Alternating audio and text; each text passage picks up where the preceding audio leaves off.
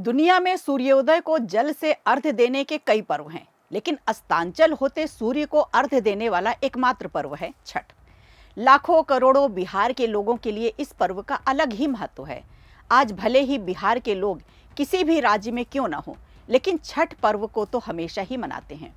इसी बीच दिल्ली में एक बार फिर छठ पर्व का कुछ खास है, क्योंकि कोरोना के बाद पहली बार यमुना नदी के किनारे छठ पूजा धूमधाम से मनाई जा रही है। इस बार नज़ारा अलग है, घाट सजाए गए हैं, रोशनी से नहाई यमुना के किनारे आस्था का सैलाब उमड़ने को तैयार है।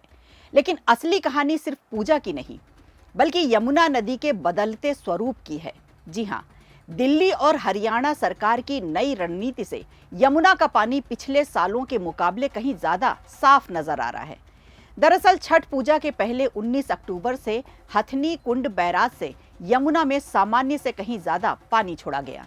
आंकड़े बताते हैं कि 22 अक्टूबर को 1,67,000 क्यूसेक, 23 अक्टूबर को 1,64,000 क्यूसेक और 24 अक्टूबर को 1,64,000 क्यूसेक पानी छोड़ा गया। ये मात्रा सामान्य दिनों की तुलना में 5 से 6 गुना ज़्यादा है। अब इसका असर साफ दिखा। यमुना नदी का पानी अब पहले के मुकाबले कुछ हद तक साफ हुआ है।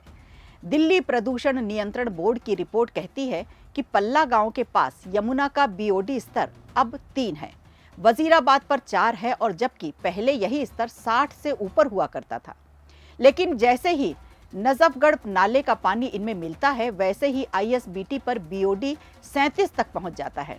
अच्छी बात यह है कि यमुना की सफाई पर लगातार काम हो रहा है और मीडिया रिपोर्ट्स के मुताबिक बीते 5 दिनों में हथनी कुंड से छोड़ा गया पानी सामान्य से 6 गुना ज़्यादा है।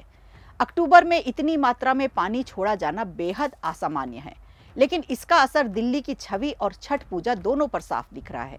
अब दिल्ली प्रदूषण नियंत्रण बोर्ड के फरवरी 2025 के आंकड़े बताते हैं कि पल्ला के पास बीओडी 60 था, आईटीओ और आईएसबीटी पर तो ये 80 से 100 के पार पहुंच गया था। यानी कुछ सुधार जरूर हुआ है, लेकिन अभी भी लंबा रास्ता तय करना बाकी है। चलिए अब बात करते हैं राजनीति की। दरअसल दिल्ली सरकार के मंत्री कपिल मिश्रा का दावा है कि जो काम यमुना पर 11 साल में नहीं हुआ, वो हमने 8 महीने में कर दिखाया। कुछ हद तक उनकी बात सही लगती है, क्योंकि इस बार छठ से पहले यमुना का पानी पहले जैसा बदबूदार नहीं है, बल्कि साफ और बहता हुआ दिख रहा है। बताया जा रहा है कि दिल्ली सरकार ने यमुना सफाई के लिए 3,000 करोड़ रुपए से ज्यादा के प्रोजेक्ट्स पर काम शुरू किया है। नए एसटीपी लगाए जा रहे हैं, पुराने को ठीक किया जा रहा है। वहीं विपक्षी नेता सौरभ भारद्वाज का कहना है, सरकार सिर्फ दिखावे की सफाई कर रही है।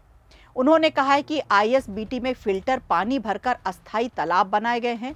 बहरहाल इस बार छठ पूजा के लिए दिल्ली सरकार और डीडीए ने घाटों पर विशेष इंतजाम किए हैं। काश्मीरी गेट के पास वासुदेव घाट पर तैयारियां जोरों पर हैं। आपको बता दें कि यही वो घाट है जहां मंगलवार सुबह करीब 8 बजे प्रधानमंत्री डुबकी लगाने वाले हैं।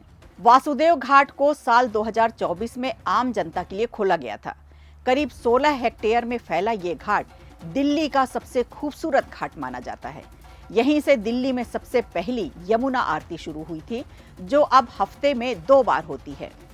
इस बार घाट पर सुरक्षा के कड़े बंदोबस्त हैं। सूर्य भगवान को अर्घ्य देने के लिए दोनों तरफ अस्थायी घाट बनाए गए हैं। फिलहाल दिल्ली की मुख्यमंत्री रेखा गुप्ता ने खुद को 2 दिन पहले घाटों की तैयारियों का जायजा लिया। उन्होंने बताया कि दिल्ली में कुल 17 आदर्श घाट तैयार किए जा रहे हैं, जबकि इस बार छठ पूजा के लिए करीब 1,000 स्थायी और अस्थायी घाट बनाए गए हैं, जिससे श्रद्धालुओं को भीड़ भाड़ का सामना न करना पड़े। अब दिल्ली वालों के लिए इस बार की छठ पूजा सिर्फ एक त्योहार नहीं, बल्कि एक नई शुरुआत है, जहां यमुना के पानी में साफी की उम्मीद और आस्था की चमक दोनों दिख रही हैं। आपको क्या लगता है, क्या वाकई यमुना अब स्वच्छ होने की दिशा में बढ़ रही है, या ये सिर्फ छठ पूजा तक ही कहानी है? अपनी राय हमें कमेंट बॉक्स में ज़रूर बताइएगा। वीडियो अच्छा लगा हो तो लाइक कीजिए, शेयर कीजिए और कमेंट बॉक्स में हमें ज़रूर बताइए।